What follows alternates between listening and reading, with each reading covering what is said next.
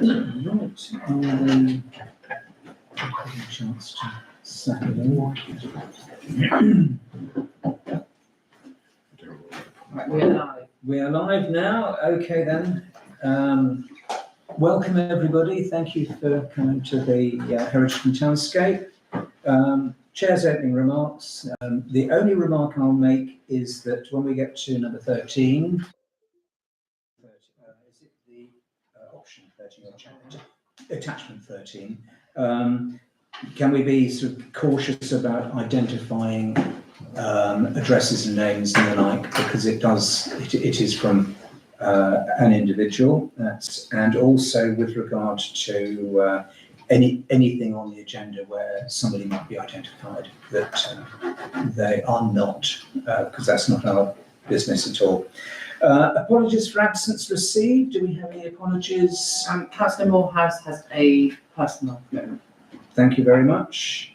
And going on to number 3, declarations of interest. To receive any declarations of disclosable pecuniary interest from members in respect of business to be transacted on the agenda. Do we have anything? I'll say that as a no. And minutes of the Heritage and Townscape Committee. This is attachment 4. To receive the minutes of the Heritage and Townscape Committee held on Wednesday the 10th of September 2025, and to consider any matters arising from those minutes not covered elsewhere in this agenda. And Councillor Pennington first. Councillor. Thank you. It's just that in relation to minute number 10, 9:25:10, I did offer to help with the issue on the Chamber of Commerce, and Councillor Wiles has ignored me since then. Can we amend that on the minutes?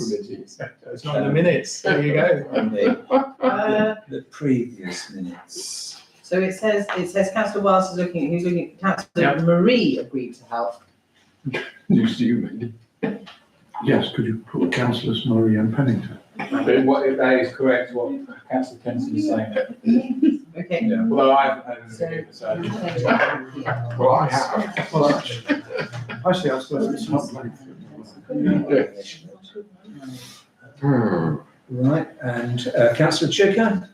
Yes, so agenda item 9, so it's related to it, the minute's fine, but when we talked about Fellowship Walk and the installation of a handrail, I did say it might not be straightforward, and I'm always happy when I'm right. Councillor Wiles did write to Alison Cummings at DDC, the Heritage Officer. She has responded, and she said it's not straightforward. And I'll just very quickly go through the main points of the note Councillor Wiles got back. Part of the path extends into the scheduled land, and scheduled monument consent would be required, and that's what I flagged up last time. It's not an application process that DDC deal with, and it would require us to contact Historic England. The usual format is applications that you enter into a pre-application discussion. Then you need to develop plans, details to demonstrate what's proposed before an application is formally made. We will be expected to engage an archaeologist as an impact assessment, and statement of significance will be required. There may be a need for planning permission, which will be determined by the DDC. But without scheduled monument consent works, we would not be able to go ahead even if planning permission was approved. The sloping area belongs to the DDC. So what was suggested by Alison Cummings was that Darren Solly should be engaged, and she has made him aware of that. So hopefully that's what Councillor Wiles will do next. So this will take time and possibly cost. Yeah. Can I ask you something? Yes, of course. This is George. This one. Can we be sure that the gentleman with his land adjacent to Fellowship Lane did all of that before he dug it up, threw it, watered it down and put a fence up.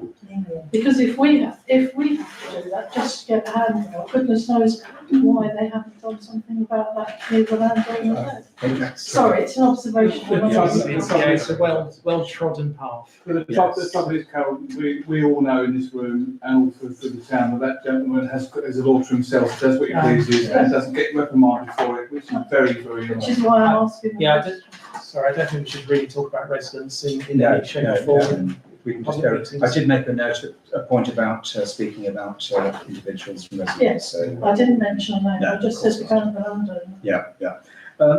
Before we go on, can I just suggest we move the nameplate for councillor Carter to the end? I quite happy So to put it away. just so there's no confusion as we are on camera. So I'd like to propose we accept minutes. Yes, please. Hang on, sorry, Chair, please. Oh, sorry. Councillor Murray? HT 92511, the Sandwich Resilience Emergency Plan. It says it was resolved that it had been moved onto this agenda, this next on the agenda, it's not. Can I ask the reason why? I think that's my fault. It's because Chloe had done draft minutes. And because I hadn't clerked the previous meeting, I kind of just accepted her draft agenda for this meeting as it was. And apologies for that. Let's look at on the next one. Can I ask it to put on the next agenda? Yes, of Because that course. it is quite important. It is, yes, and I've been. Right, okay, can we go, we've got a proposal from councillor Duca, can we have a second? Oh. Snap. I think it's snappy. I will, councillor Blackman will accept his second, and if we can vote on The this. amendment. I think with the amendment that I asked. Oh, with the amendment, we've got the amendment, which is here already. Thank you very much, I think we'll say that is passed unanimously. And a review of, Would you sign? oh yes, the there we go. initial and then initial the amendment? This is just initials.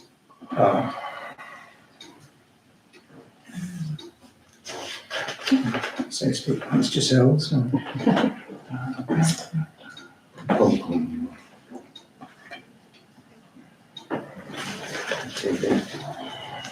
And then sign this one, here we go. So you don't need to sign the bottom. It's just a footer on the computer. Okay. Right, and moving on. Minutes of the review of action and project log. Members to consider the Heritage and Townscape action and project log, which will have, just start to go through that. The first one we have is the Sandwich Environment and Conservation Group. Now, this will be referring to the, I think, on the climate change element on the agenda. So if we can sort of move straight on from that, Councillor Ripley, I think you're going to have a few words later. Is that okay? Later or now, so. On the climate change element. Yes, so now or later. We'll do it later. Okay, So it's an agenda item. okay. And that will also include, there's another couple of items on the action list which can be moved to there. Plaques on the War Memorial. Town clerk to contact contractor with regard to plaques on the War Memorial. Do we have any movement there? I think now it's a case of, there was to be chased by the assistant town council, town clerk. I'm afraid there may be a few actions for me because Yes. I have no.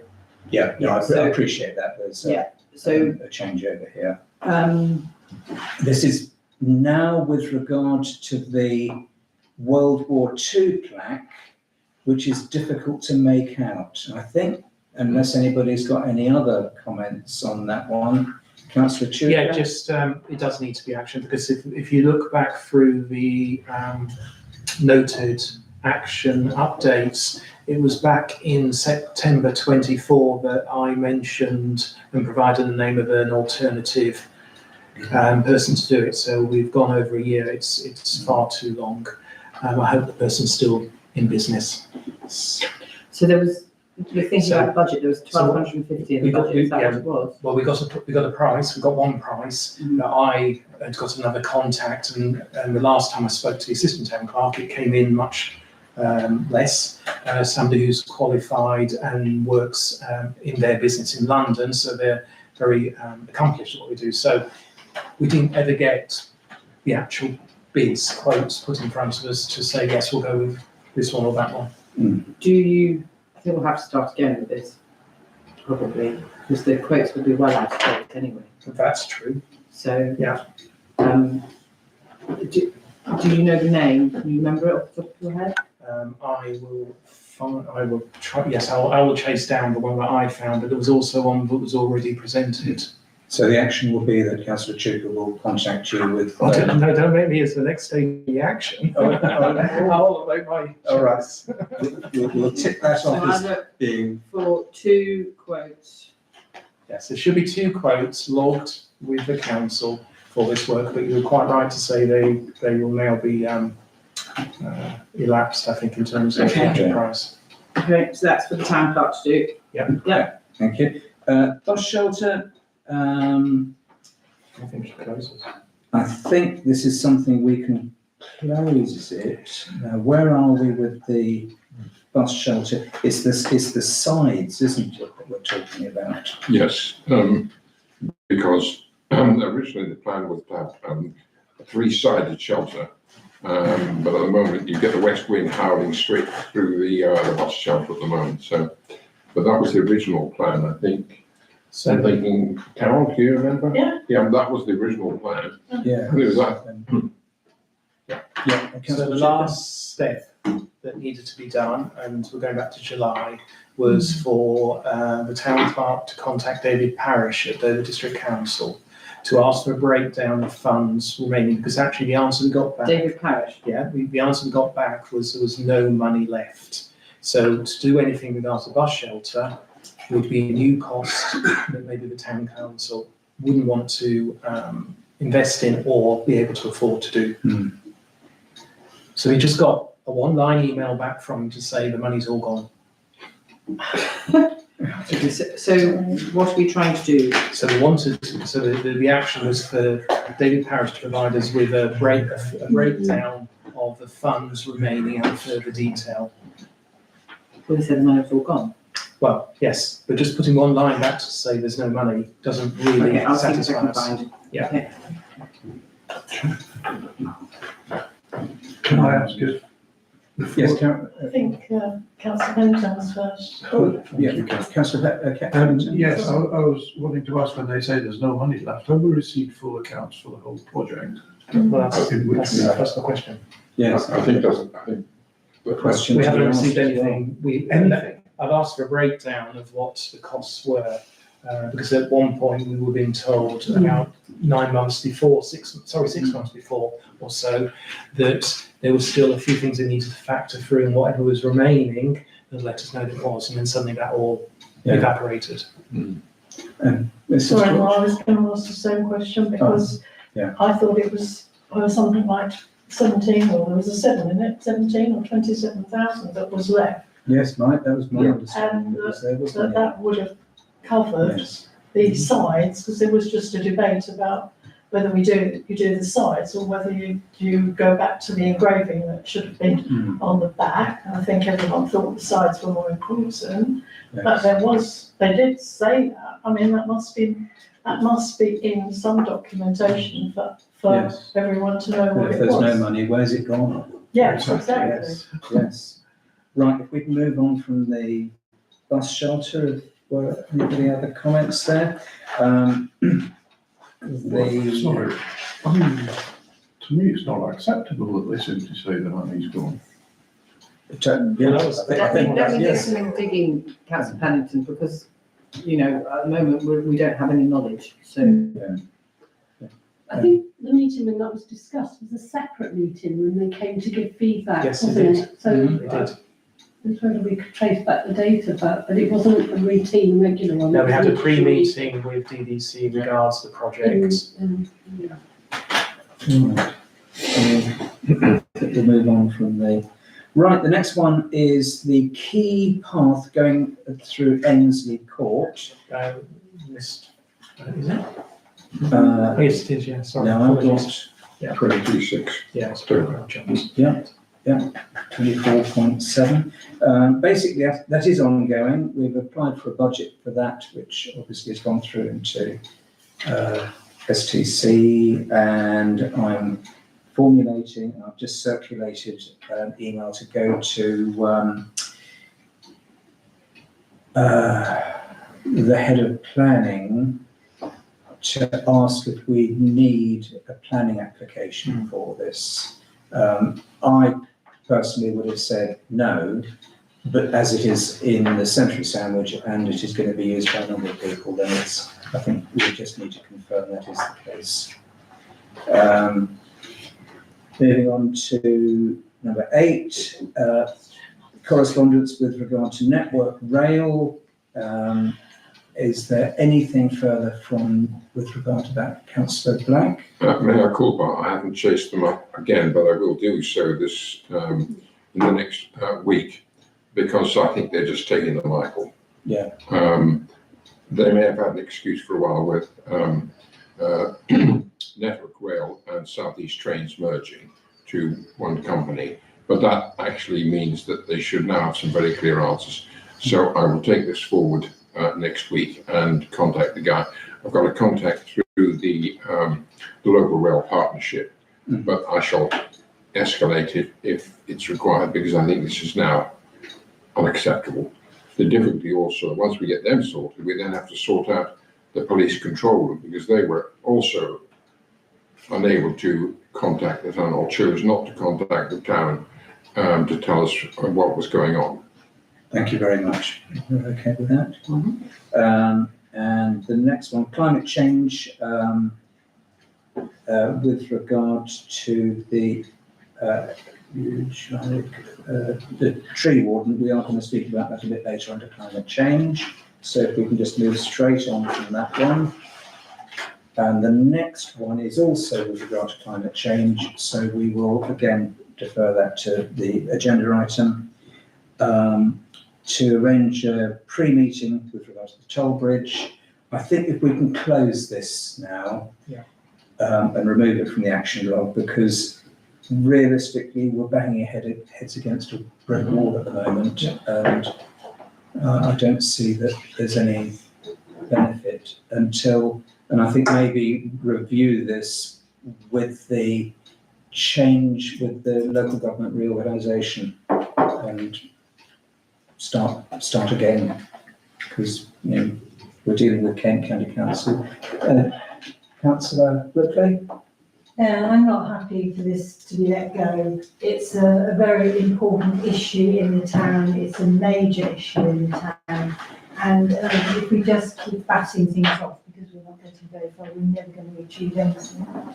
So my personal preference is for us to keep going with this and just keep going until we wear people down and drive them mad and they'll give in to us. Or not, as the case may be, but I don't think we should give up on it. No. It's too important.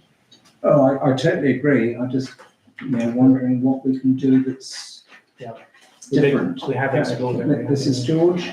We've just spoken about the access from the quay to through to Ainsley Court, and from Ainsley Court, obviously on through for disabled people.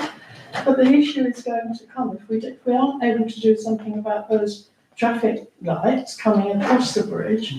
How safe are the people going to be who cross from the quay, across the bottom, if you like, of the bridge, and to go on to that road, that alleyway that leads to Ainsley Court? I mean, I agree. I can't see. Yes. I can't see how we can do one without actually sort of trying to push for something which will link it up. Because there's no road markings there anymore, no hatch markings that tell people to stop, which there should be. Councillor Marie first. So I'm like Councillor Ripley, I'm just very concerned. Yeah, councillor Marie? Yeah, so, sorry, Chair, I have to agree with Mrs. Jordan, Councillor Ripley on this one. We have to start pushing. KCC are awful, and they're not doing, we represent the town. The town want these things to happen to make it safer for people, especially for disability access within the town. We have to start pushing as a parish council to say, look, we want this done for our town, let's get it done. We can't just throw things out of the way, because it makes us look bad as well as a council to say we're not doing anything. Yeah, I think councillor But the Chipper. reality is we can demonstrate all the things we have done. So we have written officially, we have invited the MP to be involved. Roger Gale has failed. We have invited the current KCC councillor to be involved. He has failed. So as a parish council, all the frustrations are there. But if anybody could come up with a golden bullet, silver bullet even, not golden, I was thinking golden nugget, silver bullet in terms of taking it to the next level, that's fine. But as a parish council, we have exhausted everything we can do today. So an event needs to happen, or something needs to change that will enable us to reopen this debate with KCC. They've said they have clearly set out why they are not going to entertain any discussions around varying the traffic lights. And we've had a very detailed response from them on that point. So we can either consume that response, we don't have to accept it, we can consume it, or we can ignore it. If we ignore it, we'll come to this meeting every couple of months and we will all say it's all not acceptable, we need to do something. I can't, in my line of vision, I can't see anything else we can do with KCC. Just to clarify, have we shared around the committee? Indeed. Yes, the email. I haven't seen, personally, I haven't seen. I don't think I've seen it either. Can we share that one? Well, Yes, I'll see it. I'll share it. I mean, I hate to say, but although I'm not their best friend at the moment for a lot of reasons, but the other thing is to purely go to the press. Yeah. Well, That's the other thing. I mean, I really I've dislike them, but we need to. I think we need to start putting our foot down and say no. We want this done for our town. Councillor Pennington and then Councillor Ripley. Yes, I was standing on just up the hill from the tollgate for a few minutes and watching the cars really put their foot down when they come up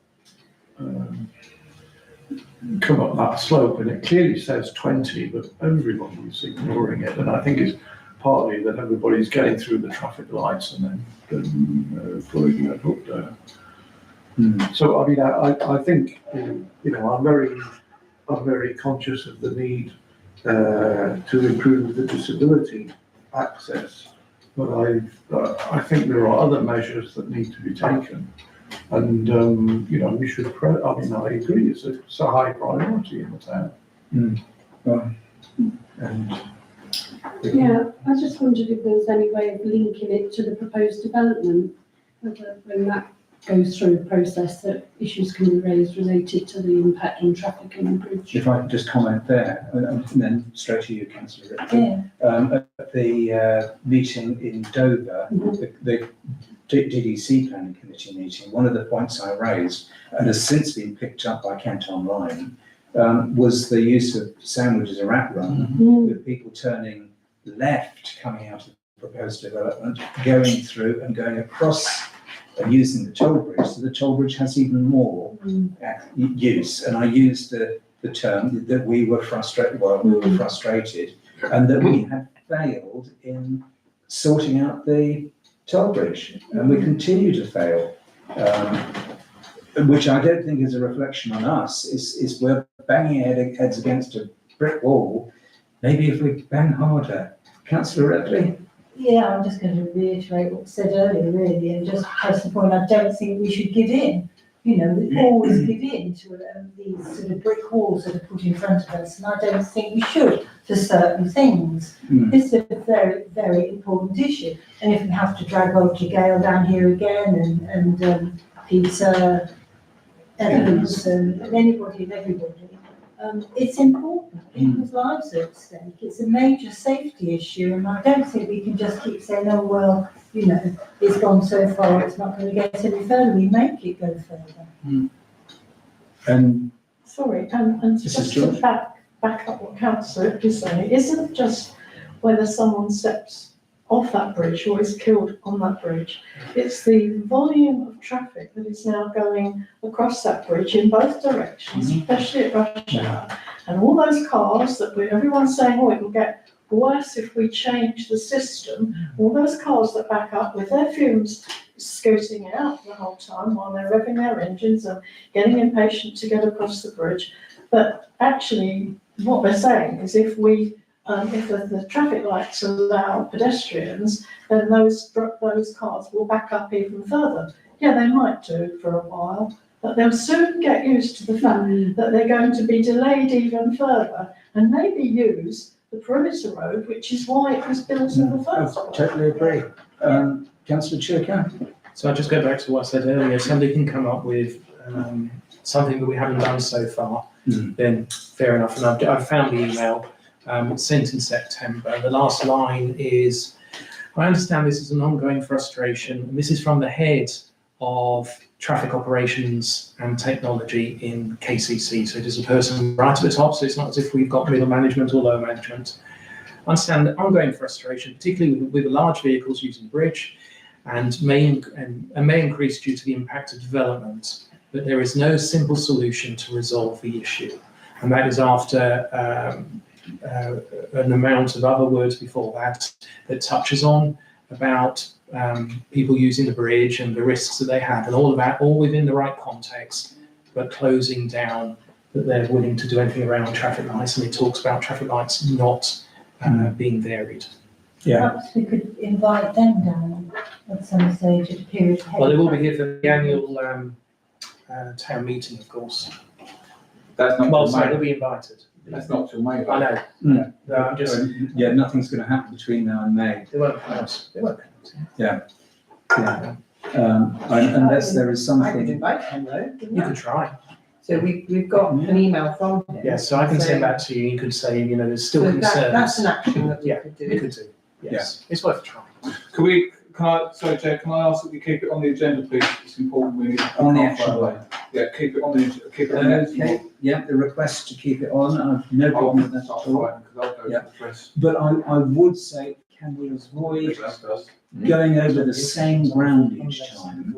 If somebody comes up with something new or has done something new, let's talk about it. But if we have this conversation again, we're not achieving anything. The aim is to achieve something outside of this committee, rather than it shouldn't just be a talking point. Thank you. Could we move on from there? It's Heritage and Townscape bike racks. Money has been secured in the budget to carry out maintenance and repairs, etc. Where are we with bike racks? So this is, I think, part of also slow wave project. The slow wave project's closed. Parking and speeding issues in the area are likely to be covered in the head report. So unless there's anything about the bike racks, Councillor Chilcott. All I was going to say, this was allocated to Councillor Carter, who at one point said that he wasn't going to progress it, so Right. there's no point having an action about something that nobody owns. So in that case, can we remove this action from the action block? I think parking and speeding should be removed, considering we're going to speak about the hit report as well. That's that it. Yes, and that's So that. I'll say move that off the action log as well. Yeah. And Councillor Black? Yes, I really got very little traction at all on community transport. I suspect, however, the KCC finally does up their budget, they're not going to be funding a lot of things. I haven't pursued it for a while because I wasn't getting a lot of interest. Woodensborough were not interested, parish, but Worth was a little bit interested. But since then, they've had an improved bus service. I think a town this size, I have grave reservations that we could organise and keep a bus service running. I'll check with Faversham again. It's So. too expensive. far Yeah. too expensive. And we certainly haven't got the funds. I will check with Faversham to see what they've done, and if you put down for an action on that, Okay. because they had established something, but were doing it quite intensively. But they said the problem was getting enough drivers. Mm. And obviously they've got to be properly trained, and then whether they have to be DBS, etc. And organising this, they've got somebody organising it full time, which there's no way that we could do that. Keep it on, but I think we'll be taking it off the next meeting. Yeah, okay, if we keep it on for this, we'll discuss taking it off for the next meeting. Thank you. Yeah, so Mrs. George. Can I just say, I'd like to acknowledge the work that was done by the DDC Spruster, who actually repainted the bicycle Oh, ramps in outside the post office. Yes, I saw that. As well as the posts, so at least they look smart and The they're new not owner. rusting anymore. Councillor Chair. They look smart for the new owner. Yeah, Oh, yes. exactly. We didn't know about the new owner as well. Yeah. Oh, And, yes. and just as I wasn't going to talk about that, but just on that point, just to be aware, so we all understand, the property is not owned by Royal Mail. So anybody thinks that the Royal Mail are selling the building, they are not. They lease the building. It's owned by a property acquisition company in Bolton, I think, certainly in the northwest. And obviously they've decided they want to sell the property, and as a result, Royal Mail will be removing their services from that building. Thank you. And I can't remember what the other thing I was going to mention. I understand that building originally was not a post office. It was a school. Mhm. So it's changed. Hmm. It looks, maybe 1950s, 1960s it Well, changed. it's marked as being built in 1940. Ah. The post office. Yes, that building has got is it 1940 or No, I 1939? think it's also. Yeah, so, who knows what it was? School. Yeah. If we can move on to public participation, Should we close the second, we accept? oh yes, on the action log, if we can note, can we have a proposer that we've noted the various things? And councillor Pennington, and seconded by councillor Chuka. And we can vote on that. And for the next proposer, I shall look in this direction. It's not fair that they should get the proposals. Okay, public participation, a 20-minute session is set aside for members of the public to make representations at the meeting in respect to the business on the agenda. Individual representation should not exceed 5 minutes. Written notice of the desire to exercise the right to speak, together with the topic to be addressed, must be given to the town clerk at least 4 hours in advance of the meeting. We do have a gentleman here to talk about DPAC. And I think if we can get No. No, you're- DPAC, sorry, I forwarded it on to you. Oh. DPAC didn't, had a crisis. Which is fair. Sorry, I sort of saw you as I was trying to put a face to the name and everything. Ben from Age Concern. Age concern, of course. Were you here last year, last meeting? I haven't been in the last couple of meetings now because my email doesn't seem to arrive to me to tell when the meetings are until recently. Our apologies. Yes, That's why I haven't been to the And that's last few why I meetings, because I haven't been invited. yes, well, I didn't recognise you as, but welcome to the committee. Yeah, so. Sorry, just to make sure that Ben has a part to play. Yes, Sorry, my thoughts that I then lost that I've now got back, because you do work for Age Concern. So the demand around the bus service, I'm not clear on what the demand is in terms of people. Now, you do provide a taxi service as such, don't you, to people who require. Are you aware if there is a great demand out there of people who can't get into the town? There's a huge demand because obviously we're surrounded by smaller villages with hardly any bus routes and no bus routes. So the whole point of our transport service, because we're not allowed to do a taxi service because haven't got a taxi licence, the fact that we would go out to any client that is socially isolated and cannot get to any sort of services, and then bring them into the centre where they access the services of the centre and access the services within the town, i.e. sometimes even shopping.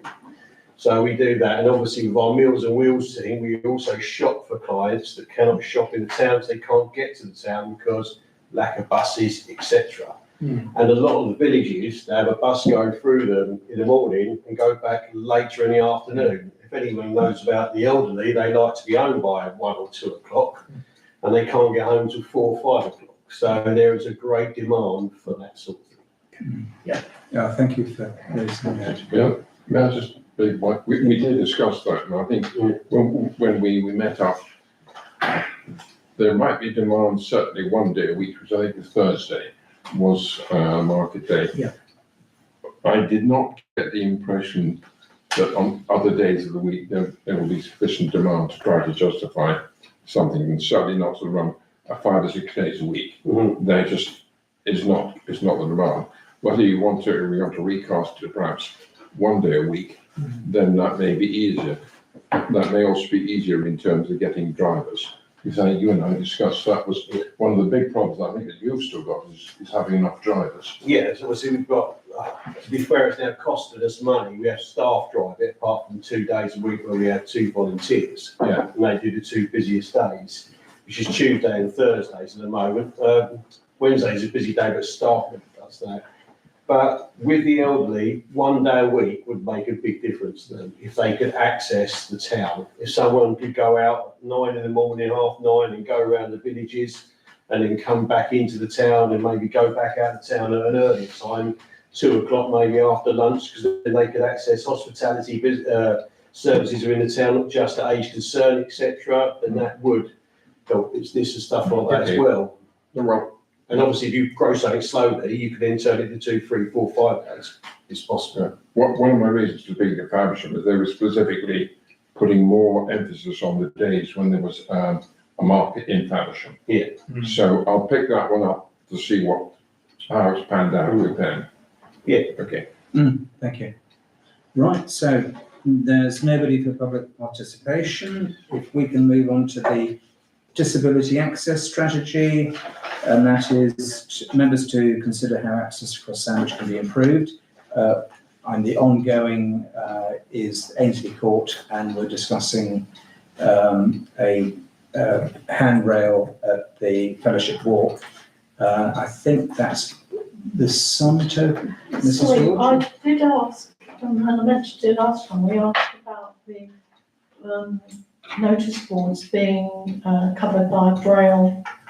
I don't know where you want to put this, because it doesn't appear to have been on the agenda, although. It was on the agenda for the last meeting, I believe. No, I raised, it was on the agenda for the last meeting, and you asked if I'd go away and do some more investigation. Yes. And I did. Yes. And I asked if it could go on to this. In that case, yes, please go So, ahead. I'm picking up this. Yeah, I know. So, which is why I didn't come back, because Yeah. anyway, I have made inquiries, and I think the cheapest and the easiest way, if we wanted to do something in Braille, would be actually to create a little booklet that described in Braille what was on the notice boards, and they also suggested that they can send someone out to do a walk around our town trail or places of interest, so that a map could be created for people who were blind, and then they would find their way round the town, and it could talk about other historic places apart from just the notice boards. Now, apparently a sheet of Braille, an A4 sheet of Braille, costs £7, and they would suggest that.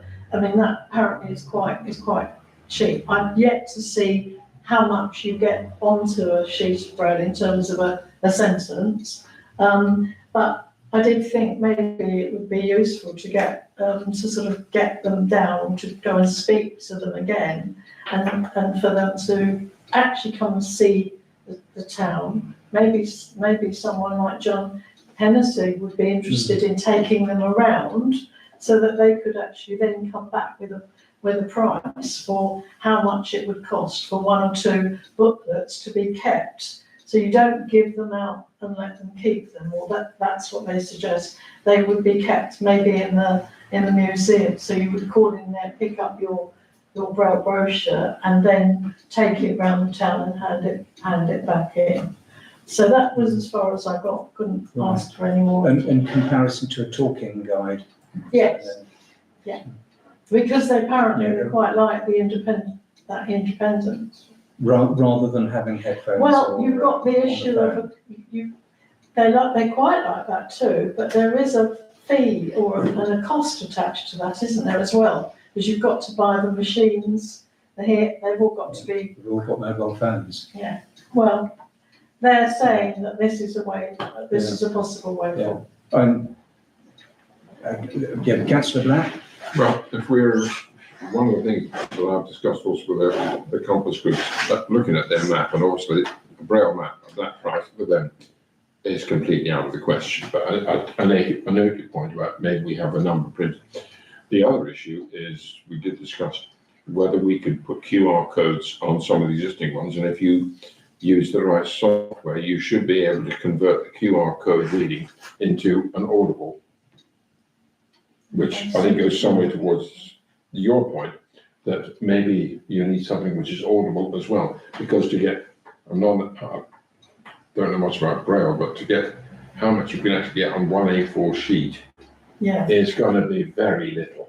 You can almost say turn left at this and you've got another notice board as a QR code for it. That might be another possibility, but that sort of thing, I would have thought the most you can get on one sheet is pretty limited. Yeah, I think personally, I'm putting my hand out here, as a QR code linked to, which all it is generally, it's a website address. Yes. With web page. The web page can be, words, spoken words. So one can flash the phone onto the QR code and it comes up with the spoken words. And sort of Bob's your uncle, you're there you are. So an unattended blind person can see where the QR code is. Then you've got to have. Could you have a braille or a raised QR code? I don't know. You can get QR codes which are raised, or with Braille built in. So that is an option. Taking this forward, how would you propose that? Well, I'm not taking it forward unless the council want me to. I just made the inquiries to find out, and as I said, I have no idea how much Braille information you get in Braille onto one sheet, because £7 a sheet, it could be a lot of money, but. I think that what we would need realistically is something, a bit more of a body to it. A bit more of a costings. And demand, because it's important, because Yeah. the worst thing that could happen is money's invested in a booklet or 4 booklets or 10 booklets and they stay in a drawer in the museum and nobody knows about them, and in 10 years' time somebody says, what are these? Would you like me to just find out about a raised QR code and what that costs? Well, that would go on to DDC property, wouldn't it? Yes. Say, that's, I could ask someone like Kelly Green. Yes. they may have done it somewhere else in the district, maybe something in the district. Yes. Yeah, and then we can sort of, raise this for next 2 months' time. So essentially next year. Anything else on the disability access? And if we can move on to tourism, verbal update from the tourism forum, Councillor. Right, that's something yes, the first thing that we had the tourism forum in September, we've got another one coming up on the 2nd of December. The first thing we talked about was the collapse of the company that was providing a lot of tourism information for Kent districts. Fortunately, the White Cliffs site is not affected, so that's kept running, but a lot of other sites have had a problem. So that's the first bit of good news. Obviously, there's been a lot of press coverage about the elephant.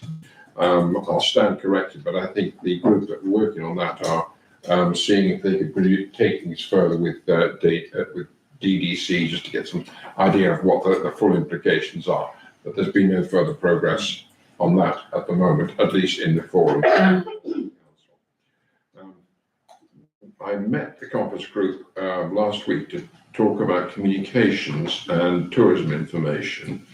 And I think we've got a lot of things, so I would like to have a meeting at some stage with the town clerk and the property manager who are going to be taking things forward on the website to see if we've got some traction there on with the Compass Group. They did talk about one of the problems we've got is that there are so many different websites and they just don't coordinate. So whether we can do anything or whether we've got another social media platform that can actually do an awful lot of this. I want to explore that. The blue plaques were discussed and Councillor Wiles has been leading on that. I haven't heard any more, but we were supportive of the blue plaques scheme. There's a lot of work involved, of course, with planning and permissions from the owners of the property. We really would like to commend the people who organised the Heritage Open Days. They really did a super job according to the Tourism Forum. I don't think we've said anything in this meeting about it, but I know we're very, very successful. And the forum, I think, were very, very supportive of what you'd actually done. So congratulations on that, Councillor Ripley, and all of your volunteers. It really was appreciated. The Whitecliffs are getting cruise tour managers on a tour of the district. I haven't got a date yet. They certainly will be coming to Sandwich, but of course, Whitecliffs have to cover the whole of Dover district. So they will be looking at other things as well. But we had a very successful meeting with the tour director at the port. Now he's trying to get more people who are tour directors with the cruise lines and with the bus companies, the coach companies rather, to come on a tour. And they will include Sandwich. So when we get more information, we can perhaps do some reception and so on. Thank you very much. Can I just ask, is I don't know what you call them, but I think there was a proposal for the purchase of 2 screens. And that's in the budget discussion next week. Okay. And also discussions with the Compass Group is what money they've got for maps, brochures, etc. And I don't know the outcome of that. Thank you. Anything else on tourism that anybody wants to mention? Yeah, thank you. We can move on to climate emergency. If I can pass this over to Councillor Ripley with regard to, you wanted to raise a few matters about trees. Yes, quite briefly this time. I have been in touch with our voluntary tree warden, who's keen to contribute to any tree-related project Sandwich Town Council wish to pursue in the future. So, we know that.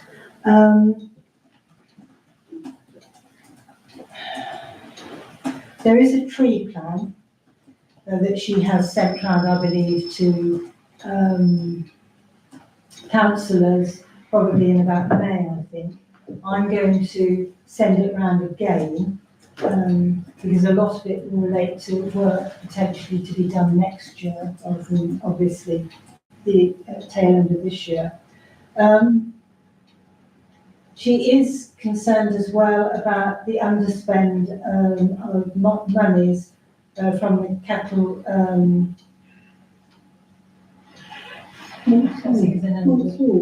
Donkey Paddock? No, not the other. Oh, Callie's Meadows. Callie's Meadows. Callie's Meadows Copse. There's an underspend there of money received. And I did speak to the Julia, the property manager, about it a few months ago, and I'm quite frankly, I can't remember what was said about it. So I emailed him again to just reiterate what the situation is there, is what the money is left and how it's intended to be spent.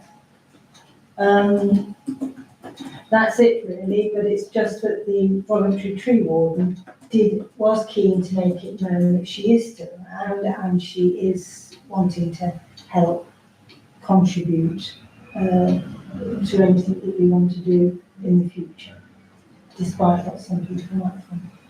That's fantastic. With regard to Cowley, as you just have mentioned, my recollection from the last time we spoke about that was essentially planting a copse or something. Yes, but there was some issue with that, if my memory serves me correctly, which it doesn't very often. So I think we need to go back and just, Yes. make sure that what information is current. If I remember correctly, the extra copse, if you like, in Cowley's Meadow would have been extra to the trees that grow around the donkey paddock. If you then extended that into Cowley's Meadow a bit, so it wouldn't stand out. I can't remember any sort of controversy apart from the fact that that area, Cowley's Meadow, is apparently historically supposed to be open because the townsfolk, armed with their bows that they practiced with on the butts, would expect the whole area of Cowley's Meadow to be open so that enemies couldn't creep up through trees. So the new copse is like a compromise. It wouldn't cover Cowley's Meadow. It would leave it open, but it would add to the trees around the donkey paddock. And if money is allocated, let's go. I totally, and Councillor Chicker? So I was just going to say, I recall the tree plan, but we didn't actually wrap any activity around it. So can I ask it goes on the agenda for the next meeting? The tree plan is all just proposals. Yeah, but we never discussed the proposals. It should go on the agenda, but could you also ask the tree warden if she could revisit what's in there, just to make sure it's all still current, because it's a number of months old? Sure. So can we have it as an agenda item? If I can comment with regard to my own experience on tree planting, because I've done that privately, is that if you do a discrete amount, you don't try and sort of have a major project and say, we're going to plant it, we're going to have 50, 100, 200 trees, because it's surprising, trees don't go very far really, once you get the numbers in a copse. And define a small project, a date or an idea of when, with again all the various items that you need, such as tree supports, guards, and the like, keep the rabbits off. It's more likely to happen than having a grand scheme covering all of Sandwich. So, as I was sort of saying, a small, sharp, discrete project, and then we can sort of essentially say, let's go for it. And in my case, I'm slightly in a slightly different situation where I have a footpath going through. I put signs front and back and said, on such and such a day, I'm planting trees, bring a spade. And it's surprising the number of people that bring a spade. So that's something just to consider. Moving on from climate emergency, anything else on climate? Yeah, I've got a few things actually, so sorry about, apologise for that. No, go for it. So this is a business plan item. It's number 7 priority on the business plan. So we really should be within this committee developing a climate action strategy for the council. We haven't done it, we should do it. There are a number of them out there that can be referred to, plagiarised, informed, whatever we want to look at it, but somebody needs to own this. So we can talk about climate emergency in this meeting, but if we don't actually wrap some activity around this, it's not going to move forward. No. So that's one thing that we have to do. The second thing is, one of the things that I've done is that recently I spoke to Sarah Archers-Lowe, and I've put a bid into the budget bidding process, is that we advertise the opportunity for a number of residents to purchase a fruit tree. There's a scheme that's been run in Ramsgate that I saw a few weeks ago, and I think we can mirror that scheme here, and through a small input from the council, a small input from the residents and a small input from Archers Low, we could run a scheme that we can promote where people can actually bid to buy a fruit tree, just one, for their own garden. And that's a small thing, but actually it has an impact in terms of climate emergency because of the carbon monoxide that can be attracted to the trees if they're in the front garden, etc. So there are small things, but we need a strategy that overarches all this, because just randomly talking about the tree plan, it's important, but what is the council doing in terms of a very long-standing commitment, which declaring a climate emergency before this council, it was the last council, I believe, between there and today, you cannot pick something up and say, this is what we're doing. No. I know things we're already doing. The property managers have done some great things in this building. We're not shouting out that. We haven't demonstrated that, but we should have that within the strategy to say, tick, this is what the council has done. We've used energy efficiency bulbs around the building. Now that might seem small, but actually it's significant for the Guildhall. And those are the sort of things that should be in a strategy. And you can go only just down the road to Deal Town Council. And they've got a very active, and they've even got somebody assigned to it as an officer working on climate emergency activities. We're really ignoring it. Well, we're doing stuff, but we're not capturing it as well. And the challenge is actually identifying where. But I do agree. It would be good to see somebody who's actually really excited about doing it, and they say, right, I'll go and own this. So Pennington? Yeah, I'm sorry, I know I spoke on this item at the last meeting, and I had hoped to put something together for this meeting, but I'm bless you. Never sneeze singly. It's the pollen from the fruit trees. Yeah, I'm sorry, things at home has just been so difficult over the last weeks that I haven't, but I will try and put something together for next time. Did you look at Deal Town? Yeah, I've got it, yeah, I sent it to someone. Sandwich and Bloom did investigate several years ago now, whether we could put some trees, fruit trees, onto the small site. As you go into Gaze and Salts, there's a little piece of land on the right-hand side. It's a small piece, it's got some bollards in front of it. DDC actually apparently own that. They did. We were dissuaded strongly not to do it because their view on planting trees was a bit negative, to say the least. They get worried about the buildings and the tree roots and what you plant and where you plant it and so on and so forth. And in fact, they were we had some idea about, if you like, buying a tree, or we would have applied for a grant and asking people to sort of pop them onto the grass verges that are around, and they were very, very much against that being done because of them looking after them and having to cut the grass down. That's the reality, is because they contract external contractors to cut the grass, and if anything is an obstacle, because I've been told about the key, so whether an elephant ever emerges, they are very reluctant to have anything new on the quay, because I asked about something else, because it impacts the contractors cutting the grass. Yes. Yeah, and also the roots under trees, and when you've got, especially on grass verges, where you might have cables and things running underneath and so on. So, and I think some people some house owners are also reluctant to plant trees because of, well, for the same reason, where do the roots go in the end? And then once the tree is there, the idea is that if you want to pollard it in any way, you have to apply for that to be done.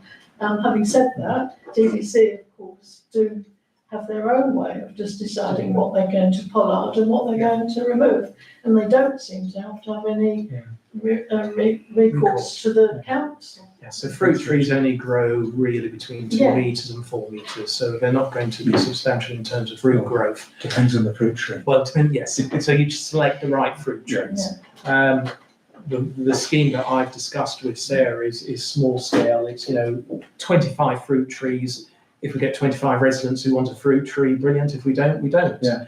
So it's very small VO, and that will be part of their assessment in terms of putting it in their garden. Yeah. But other aspects, as soon as you get into DDC land, you're going to come against all sorts of obstacles.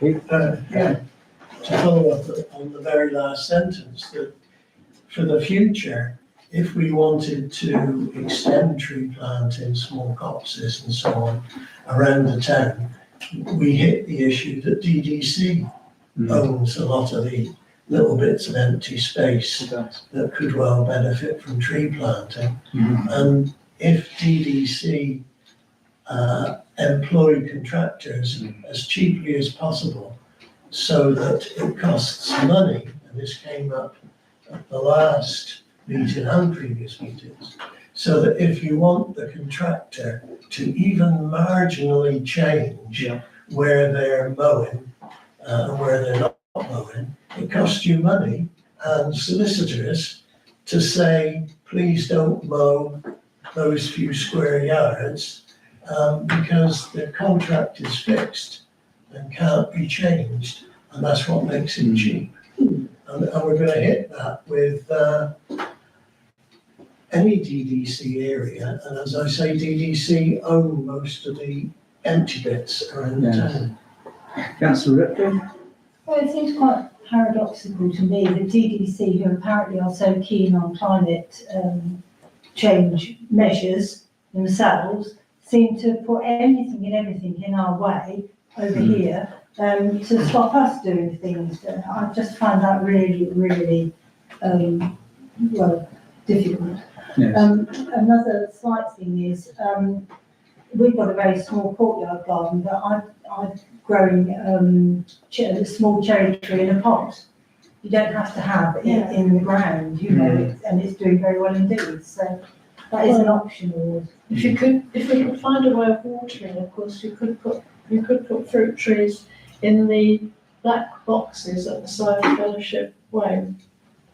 Yes, of course. You could have a whole row along there. Just in terms of the challenges of district council, I was speaking to, I forget who I was speaking to, with regard to gullies for charging cables going across the pavement so that people could actually consider having electric cars in Sandwich. And the response was, no, it's a heritage area, you can't start digging up the pavement. So, it's a bigger challenge than it seems. But Councillor Pennington, if there's anything I can add to it, I mean, please feel free to, it's something I would like to get involved in. It's just time. I think we're all, restricted by time. Anything else on climate before we move on? Thank you very much. And moving on to ACVs. Members to receive the report on ACVs and consider next step, decision required. Now, this is something that Nicholas Gray, Councillor Gray, asked me to include. He was expecting to come to this meeting originally, and he's unfortunately not able to come to the meeting. But I did say that I would kick it off so that it could be discussed more fully at the next meeting.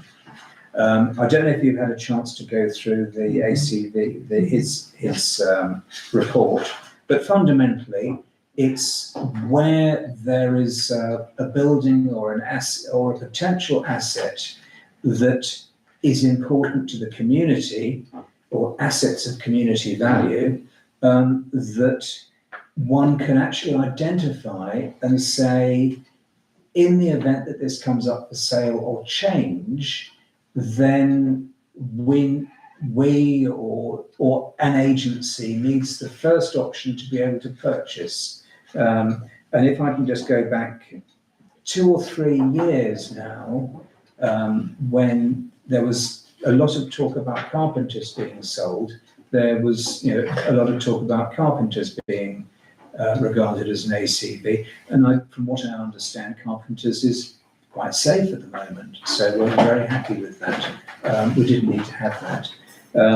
But basically, Councillor Gray is asking for councillors to consider a list of potential assets that might be noted as of community value, which are then passed on to DDC, and then DDC, of course, will go through in their infinite wisdom and decide whether we're right or not. Councillor Marie? Yeah, that list is quite small. I can put another 20 on that list, so it's going to be I think this is going to be a long-winded. So my suggestion, because time is running away from us, Chair, so I do feel that we should push this back to the next meeting. Yes, and that is the idea. Councillor Chuka? So I've done investigations on the DDC site. There are only 16 properties currently registered across the district. So we just need to be careful we don't run away with ourselves, because there is a vetting process, and it is very tightly managed by Dover District Council. So we don't want to invest a lot of time and fill in loads of forms, and actually it gets badly received, should we say. The Jubilee Centre's on there, that's the only one in Sandwich, but that runs out in June of next year. So we need to understand the scale and expected outcomes of doing this. So there's no point just building a list if we don't know what the outcomes are. So DDC will assess and either accept or refuse an application. And one of their key considerations is, and I'll read it because I've cut and pasted, it is realistic to think that there is a time in the next 5 years when there could be non-ancillary use of the building, i.e. not what it's currently doing, or other land, that would further the social well-being or social interests of the local community. So any property has to have a well-being or social interest, so a pub is well-being and social interest. So the risk has to be that that property will not be used for that purpose in the future. And then the question is whether a particular asset can be reasonably considered as under a potential threat. And that's what we need to bear in mind. We can do a really long list, won't get well received by Dover because they have to do a lot of work. And if we are not convinced ourselves that there is a threat to that property no longer being what it is, if we can't convince ourselves, then we shouldn't do a list. Very quickly, this seems remarkably town centre orientated. I'm really not very happy about it at all. Why we look at the 2 gyms and not the 3rd gym, which is at the tech school? Why playgrounds on Woodmansborough Road, for example, are excluded? I really don't like this list. I think it's far too long already. I understand the other point that Councillor Marie has made. It could be 20 times longer. But I really don't think this is far too town centric. This does not cover Sandwich as a community. And if we're going to do it, we need to include the whole of Sandwich.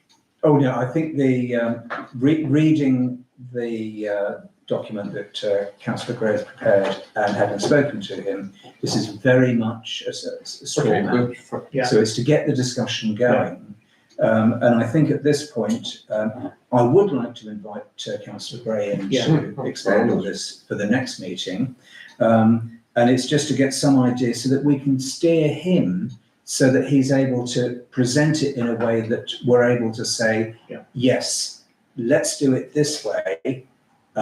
We've been able to actually have a think about it, and we can have a discussion rather than taking it away again. So it goes on. But if I can ask people just to have a read, have a think about certainly what Councillor Chuka has said, and how we can then deal with this when Councillor Gray does talk about it.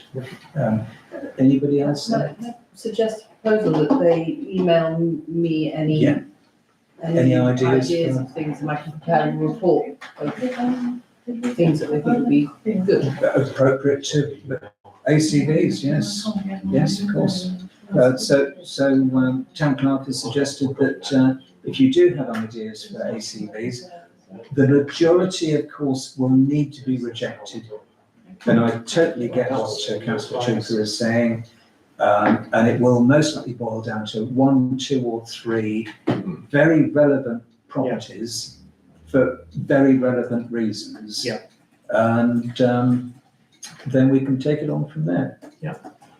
Any other, so if I can just have a vote or a proposal that we've noted this.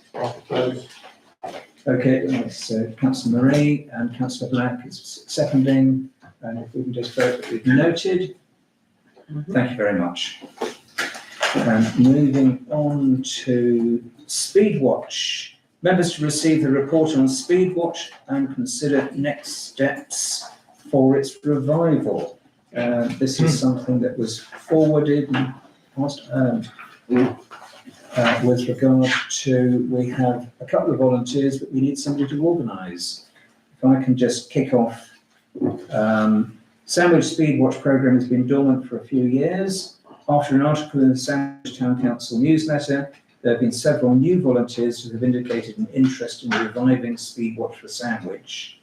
I think over to you, Town Clerk. I don't really have very much to say, other than that yes, we've got a dormant website thing that can go.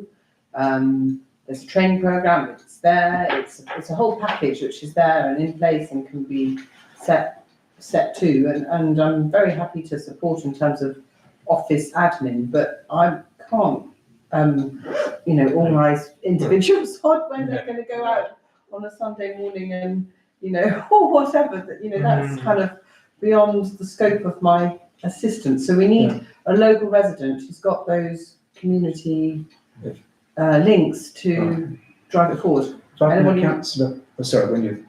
keen? Yes, Councillor Pennington, Mrs George and Councillor Chigga.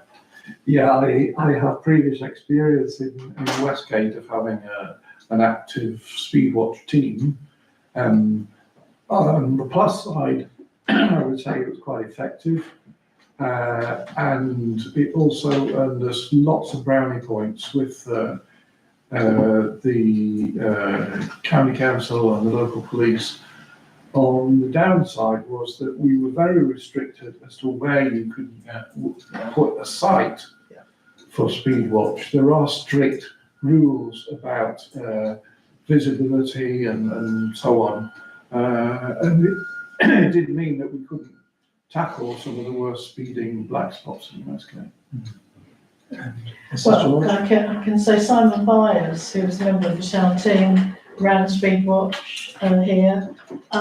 The reason it fell dormant was because you couldn't get enough volunteers. The amount you need at any one time, I think it's 3 now, to be working together. Yep. The training course has to be, if you like, implemented via Kent County Council, their police officers that deal with that. There were only 3 places in Sandwich itself in the middle of the town where this could be, where anyone could stand. And that is because the pavements aren't wide enough. Because you have to be able to dodge back if you think there's a speeding car into a place of safety.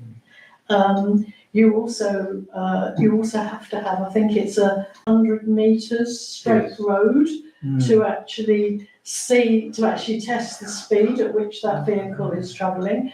And we know that our roads, certainly in the town, don't have very straight roads. And the other part about organising it is that once you've collected the data, that all has to go back to someone central who has to enter it onto the computer system. And so it's quite laborious now. And they wouldn't, KCC wouldn't even consider the requests that we made for certain movable cameras. So some places had a movable camera that you could use instead. It would stay in a specific spot for a while and you could move it on. But again, when they looked at Sandwich, they said there wasn't anywhere where in the centre where one could go, and yet have specific rat runs in the centre as well. So it's a lot more complicated than just getting, some volunteers. You need the volunteers, a schedule when they're working together. You can't work in the dark. So in the winter, it folds because it's so dark. You can't work in the rain because it distorts whatever you're doing. The camera has to be, I think, borrowed because we didn't have one of our own. There wasn't enough to go around. So it's quite complex. So just be warned. And I don't know whether Simon would pick it up again. No, I don't think he would. I mean, he's not. Yeah, but yeah, just a word of warning. Councillor Sugar? So we made a pledge to reintroduce Speedwatch, and to do that, we then went out to residents, and doing that, we got volunteers. So I think we just allow it to move forward as it should. I have actually had a resident come to me and who was asked to be the leader of it. So I'll give that name to the town clerk, and let's see what happens. You know, all the constraints will be understood. All the it ran for a period of time. I've spoken to the police officers who run the scheme, and their cameras are available for us to use. So all the logistics are there. The complexities will be understood, and whether people therefore don't enjoy it or thrive on it, let's see. We said, we're starting from the point that we pledged that we'd reintroduce it, and that's what we're doing. Yeah, just to sort of say what Woodensborough does, we have a speed display which records, which doesn't record, it just shows the driver the speed. And this is, I think we've got 3 places where we can erect it, and we just basically move it around, put new batteries in. I think it's about £3,500. And I think there's 3 of us, not including myself, who take that on as a responsibility. Obviously, I would imagine most people have seen it. Whether it works or not, I don't know. Decision required. If we can just note that we've mentioned this, somebody just to. So, Councillor Sugar, are you going to forward me the? I'm writing you an email as you ask the question. Councillor Pennington, are you going to? Yes. Not propose, and Councillor Ripley second, and we'll just say we've noted this. Highways update, members to receive the report on highways and the HIP, decision required. And if I just introduce this, the clerk contacted the HIP coordinator for an update on the HIP priorities, and she was asked to update the HIP with her actions, which she did not do. She didn't want to put it on the hip. No, okay. Basically, and I said, please can you put it on the hip, and she wouldn't. So she's given me this email, and that's all I could get out of her. We're not allowed to put the actions onto the hip. It has to be done by highways. Because if it goes, I think basically if it goes on the hip, then it's set in stone. Right. If you look at the HIP document, it says on the final paragraph, what she's done, it said to be completed by the community engagement officer only.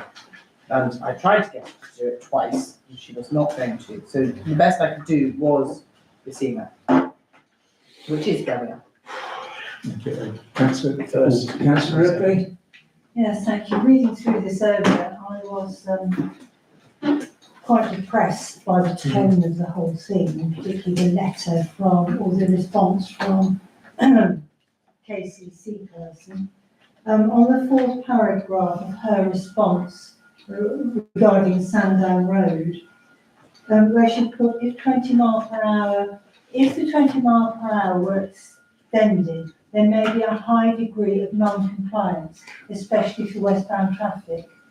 So, and, I mean, what reasoning is there behind that you don't implement something simply because people might ignore it? And then in paragraph 5, also, installing a playground warning sign on Woodensborough Road would not be feasible.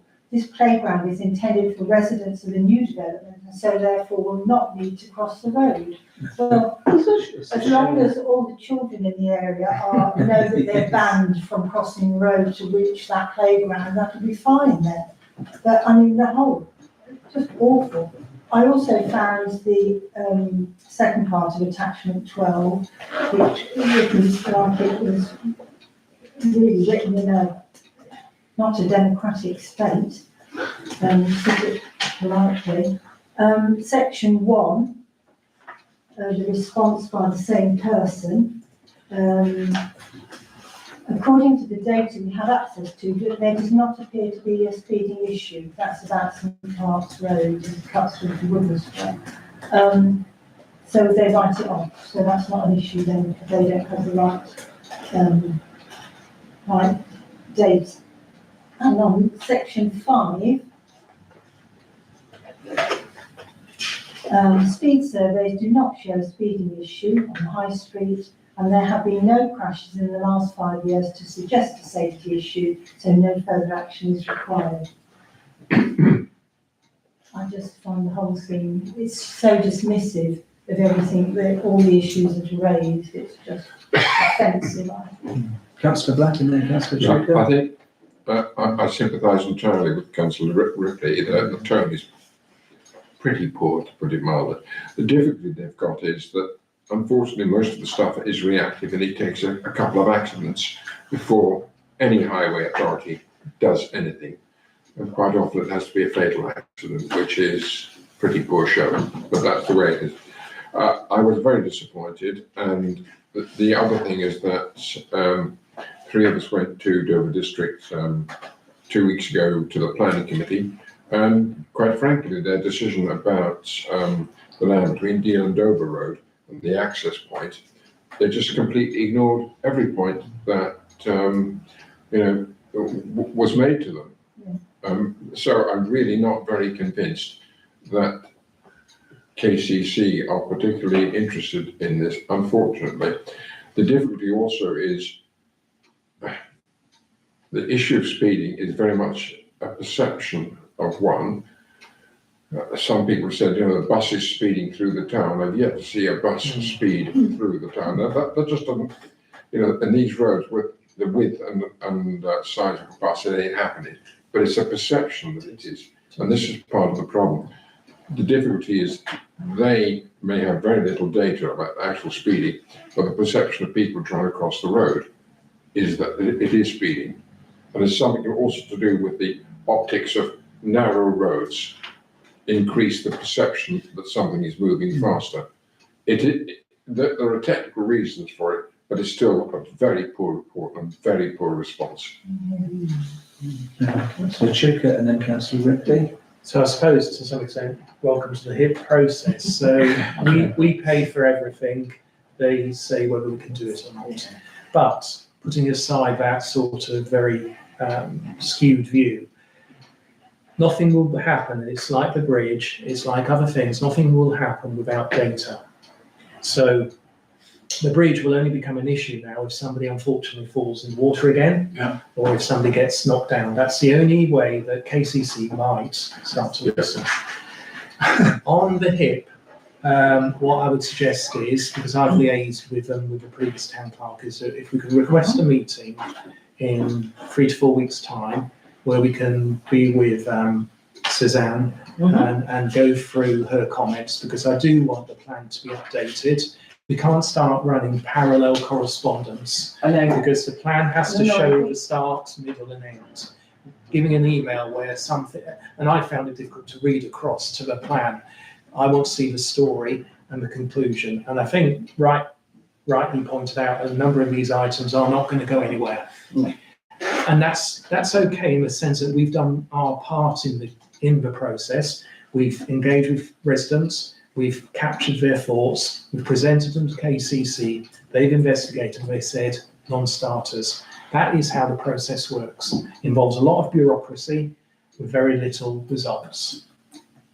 But we shouldn't give up, because we then revisit again next year and we start with a different set of requirements. Thank you. Councillor Ripley and then... Yeah, I understand totally what Councillor Black says about perceptions, particularly in areas like Sandwich. However, living in the centre of town, even if it's only in the small road, relatively small road that I live in, and it's a very old house, but it's a small cottage rather than one of the bigger places, you can feel the cars going, you can hear them revving up. ready to shoot down that little road that is Dell Street, shoot down there. And it impacts on the building, even a little cottage like ours shakes when they go down. And these aren't lorries or buses or anything, these are just cars. You can hear them revving up. And bearing in mind all the roads leading off are at right angles, you get to the end and it's a right angle bend. It is a problem, it needs sorting somehow. Mr. Heaven? Is this the process that I remember from a few years back? I'm sure back in the day, KCC would in effect make whatever suggestions you want, but they would promise something.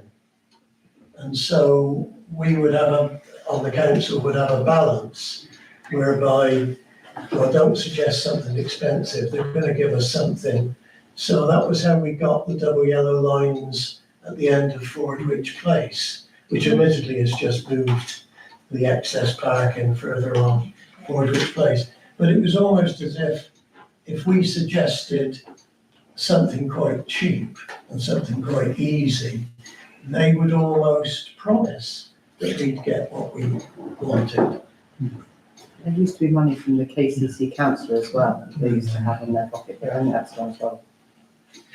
We can have Councillor Marie, then Mrs. George, then Councillor Chuka, and then we can move on. I don't think it's a case of making it easy for them. We live in this town, don't we? We see this town all the time. I used to live up Strand Street. 2 years ago, a car went straight through into one of the buildings in there. Also, as Councillor Back quite rightly says, they only act on something when it's a fatality. There was a fatality on the East Street bypass a couple of years ago, and now half of it's a 50-mile-an-hour speed limit. It's up to the roundabouts. So it's a really, really sad case, but that's what's going to happen. There will be a fatality in the town at some point, and KCC have to act on it. But we want to do something like now or soon, rather than later. Mrs. George? Well, going back to the HIP, and I think Keith here is quite correct. We had to start creating the HIP quite a few years ago because there was no one else sort of doing it at that time. So this is the town thing. And, or it seemed to have got lost, the HIP somehow. And if you talk about speed, the faster the car goes, the louder the sound, and the more you get vibration on property. And I think Simon Byers actually got the whole background to all of that. And given that many properties in Sandwich do not have very little foundation or shallow foundations, that creates the buildings to vibrate and shake, which damages them. So we are a medieval town, and no one appears, KCC don't appear to take any notice of that. The other issue I think we had was when we did the traffic survey with every house in Sandwich, it was something like 70% of people said speeding and rat runs were their major issues. So whether it's perception or not, people do think that the traffic was going fast then, and I believe it's going even faster now. And because we have more traffic, so those estates are creating more traffic, and they want to cut through the town, so they get held up at a crossing and so on, and then they zoom down to the rest of it. The other issue is that the 20-mile-per-hour zone is not registered as 20 miles per hour. I think you have to, if you've got a electronic rubber down, they don't take any notice of anything, or they do start taking notice of any traffic which is going at above, I think it's 25 or 26 miles per hour. So the fact that we're in a 20 mile per hour zone doesn't count. So they're not looking at anything that might go above that. So if you're travelling anything up to 25 miles an hour, which in some of our streets, 25 miles an hour is pretty fast when there's no pavement, that's not counted. And in fact, I looked, when they did the last rubber that they did, I think in the High Street, in Moatsole, the cattle market, And they did it in Market Street as well, although I'm not very sure why they did it. I think that was more a traffic count. But when you actually went in and looked at the data, there were cars that were recorded on their data at travelling 50 and 60 miles per hour in Cattle Market, and they did not include that in their data because they said it was an impossibility. So it was a mistake on the rubber. Now we know, if you live in Sandwich, that actually these aren't mistakes. There are motorbikes, there are cars that absolutely speed through the town. And you're right, but we did eventually, they told us that we could take the top priority, and we put the yellow lines together because that was something that wasn't going to cost KCC very much money. And eventually we persuaded them not just to take each individual yellow line. We managed to get five places together where there were yellow lines, extra yellow lines required. And then they did actually do that. But they said, I think, is it 2,000, I think the mayor will know this, is it £2,000 or more to put a rubber down to even check the speed? If I can, sorry, move on to, Councillor, just a moment. If we can sort of treat that as the last comment, unless anybody has something concrete that is able to move on to an action, because otherwise we are discussing this and I think we're noting it, and we're not actually moving on to any actions on this. So Councillor Chuka? So the HIP process is owned by KCC. We apply with our issues. They determine the outcomes. So we are, and we can sit here for the next 4 hours and say it's all horrible and it doesn't work, but actually they won't do anything different to what they currently do. They did 3 speed surveys in the summer at no cost to Sandwich. All 3 of them did not prove speeding.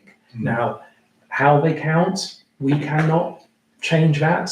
How they assess the results, that's their process. But the High Street was included, and they were not convinced that there is a speeding issue. So, I've been to so many meetings where we talk about it, but there is nothing, again, as a parish council, we can do other than what we've done so far. Because we can't push somebody in front of us and say, you are going to do something until you leave this room. It won't happen. There are no free offers. There are no top of the lists that they will do for us. It doesn't work that way now. If it did in the past, brilliant. But now it doesn't. It's evidence-based, it's data-driven, it's cost rich in terms of anything we might want them to look at, not do, but look at. The cost of doing something is easily 7, 10, 12, 15,000, and we're talking about simple things nowadays. The prices are on their website, and you can go home and have a cup of coffee and work out how putting a bollard up might cost. It's frustrating, it really is. But we've done what we could do. And that's why we're here. Our role is to listen to residents, capture the concerns, and try and get the people who actually make the decisions listen to us. Yeah, I agree. Yeah. Thank you. If we can just vote, I want to propose it to say we've noted this. But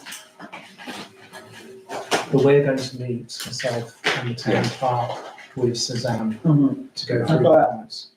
So on this side, Councillor Ripley noted proposal, and Councillor Councillor Torrance seconded. And if we can vote on that. Yeah, it's been even-handed here.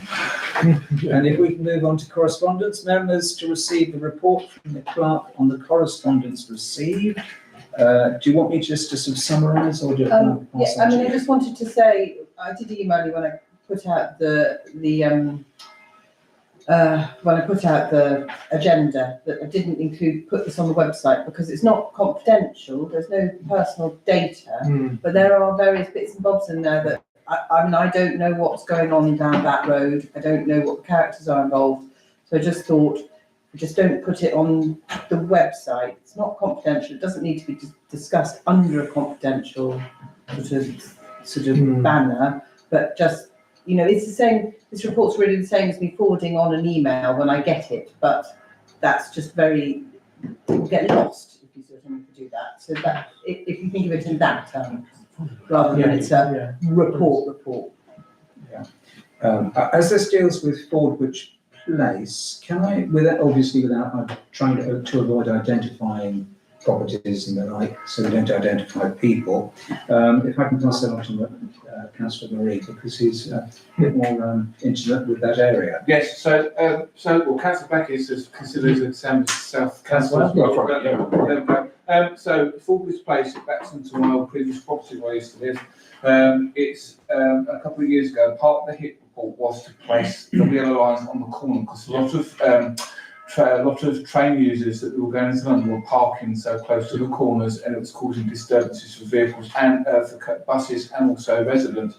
So they were put in. However, it's not stopped the situation; it's moved the situation further into the cul-de-sac, because that's a one-way street. That's a dead end. That street, it goes into a big cul-de-sac at the end. Now, my concern is obviously the resident has made a complaint. My concern also would be the registration plates being used on these photos as well. They do feel that it should be blurred out, the registration. Anyway, back to what I was saying. So what's the residents that make complaints is that people are parking too close to parking across drives, too close to junctions. Legally, you're supposed to park within 10 metres away from the junction, regardless if it's a driveway or if it's a road on junction onto a road. I plan, hopefully, with the mayor to speak to have a conversation or a meeting with the mayor. Doesn't know this yet, by the way. I plan to have a meeting with DDC Parking Services Manager regarding these because it's quite concerning. The other thing that we could suggest as well is DDC is to put residents only parking bays in there, but it's still going to move the situation further up the road. I'll let the two gentlemen. Councillor Black and then Councillor Schuker, because I'm well aware of this, because I know some of the people on that road. It is getting worse and worse. It's actually not just the rail traffic, it's also people that work at the school. Yeah. And it's just become a dumping ground. And the difficulty is now people are actually parking on pavements. I've actually spoken to DDC enforcement, and they said, well, right, can I just, I'll deal with that in a moment. That unless there's a dropped curb or a double yellow line, there is nothing they can do about somebody parking on a pavement. Yes. And this is, well, them's the rules, but that's what DDC tell me. But it is a major issue, and it's just pushing the issue further and further down the road.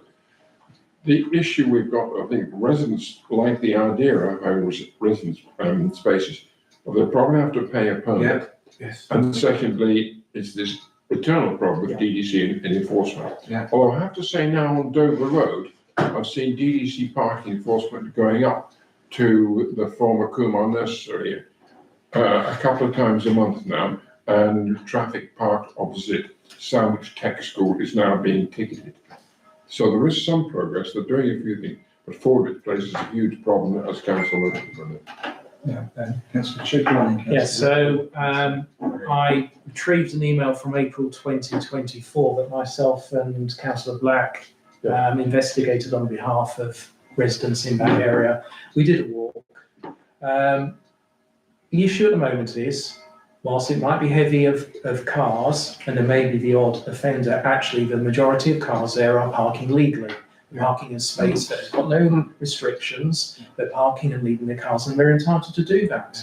So the only option at the moment is, two options: enforcement for those that might be doing something wrong across a drop curb, etc. But even that isn't necessarily enforceable depending on the circumstance. Exactly. But parking on a pathway actually is usually finable because it restricts somebody on a wheelchair or a pushchair, etc. So you could be fined. But the majority, if not all, are parking legally. The only thing is to bring in resident parking. But if you do that, then you'll create another massive issue, which is we don't want to pay for parking somewhere we've done for the last 10, 15 years. You have to pay for resident parking spaces, and that's what will be chargeable. So I think having a meeting would be good. Yeah. I think enforcement is the first thing, but I have a sense that there isn't much wrong being done by anybody. It's a free space. Yeah. Can I just add to that Yes. quickly? Yes, I know. So, Councillor Duke is absolutely right. I mean, there's no lines. You park where we like down there with the cars.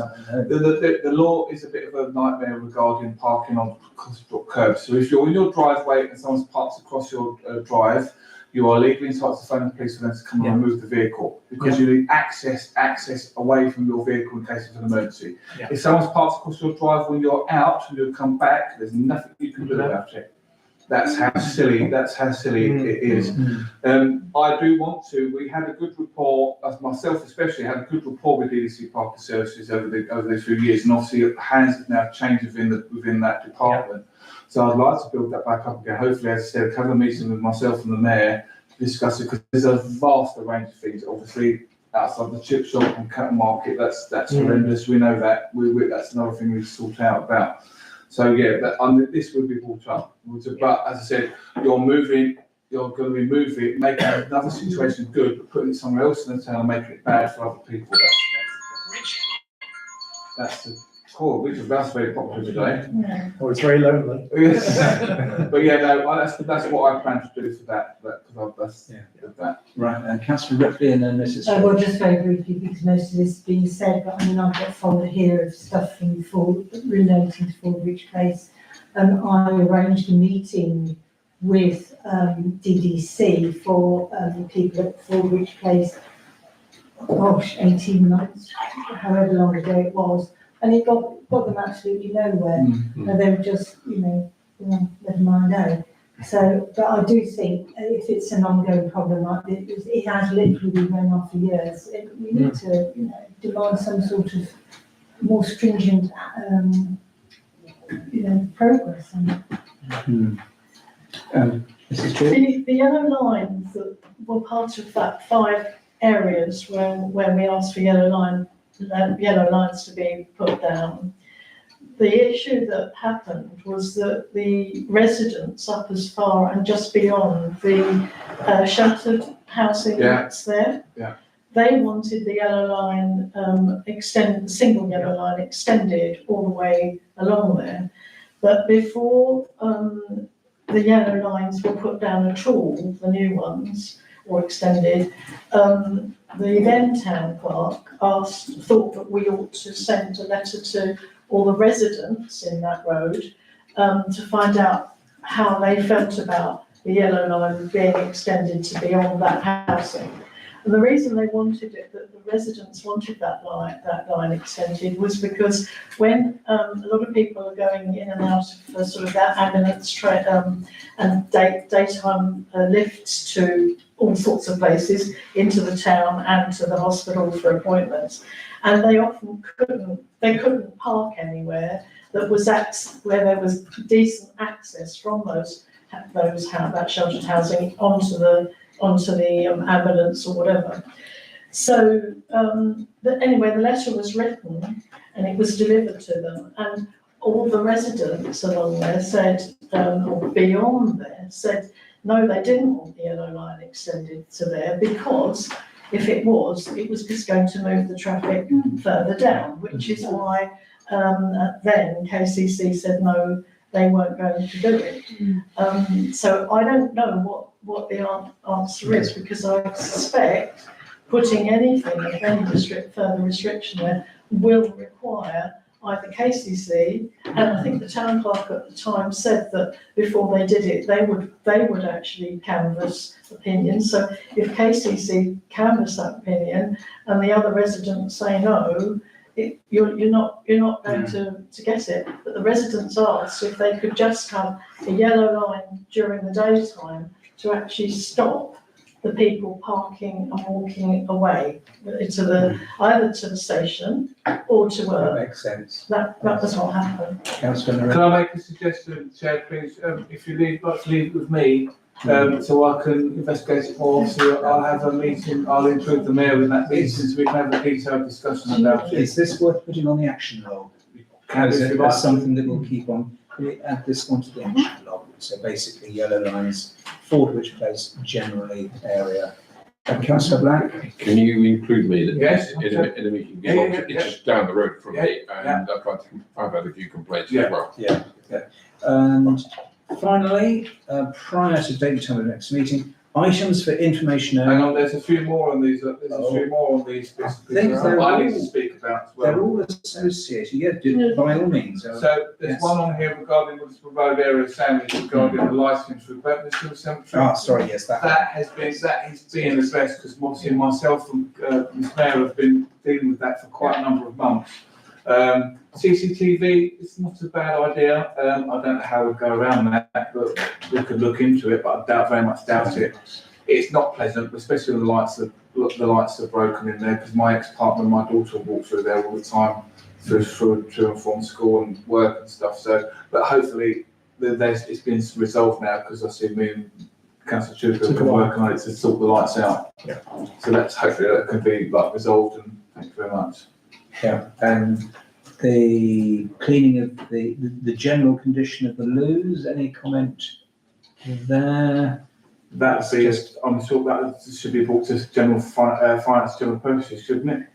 Yes, Yeah. it's true. It's not, well, yeah. Yeah. But in terms of the toilets, there is a potential refurbishment of the two in the cattle market. The cattle market, that PDC are looking to get funding for, so Yeah. they'll be hopefully refurbished soon. Right. I think that the correspondence is dealt with. Do we need to note or? Yes, because we. Yes, if we can note that, can I have a proposal from councillor Marie, seconder from councillor Pennington, and if we just vote on that, thank you very much, that's again. Oh, sorry, I wasn't paying attention. Oh, sorry. Proposed councillor Marie and seconder councillor Pennington.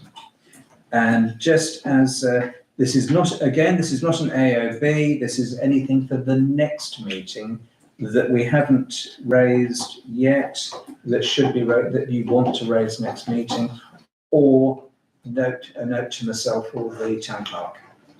Thank you very much. And date and time of next meeting, 14th of January, 2026 at 6:30 here. Thank you very much for attending. Thank you. And we can switch off the owl. Switch on.